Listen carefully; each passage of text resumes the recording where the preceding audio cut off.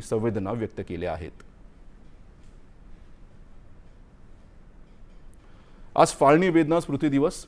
भारताला स्वातंत्र्य मिळालं, मात्र त्यासाठी आपल्याला फार मोठी किंमत मोजावी लागली।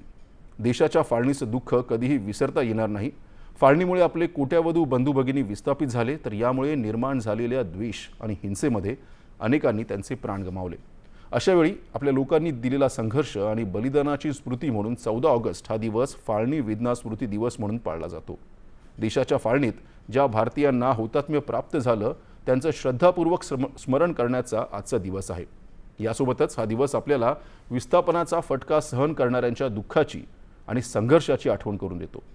हा दिवस आपल्याला सामाजिक दरी, विसंवादाचं विष नष्ट करण्याची आवश्यकता, तसंच एकता, सामाजिक ऐक्य आणि मानवी सबलीकरण अधिक सुदृढ करण्याच्या आठवण करून देतो। फाळणी वेदना स्मृती दिनानिमित्त देशातील तरुण पिढीला फाळणीच्या वेळी लोकांनी भोगलेल्या यातना आणि वेदनांविषयी जाणीव होईल आणि ही घटना देशामध्ये सदैव शांतता आणि सलोखा राखण्यासाठी देशवासियांना प्रेरणा देत राहील। फाळणी वेदना स्मृती दिनानिमित्त आज देशभरात विविध कार्यक्रमांचं आयोजन करण्यात आलं आहे।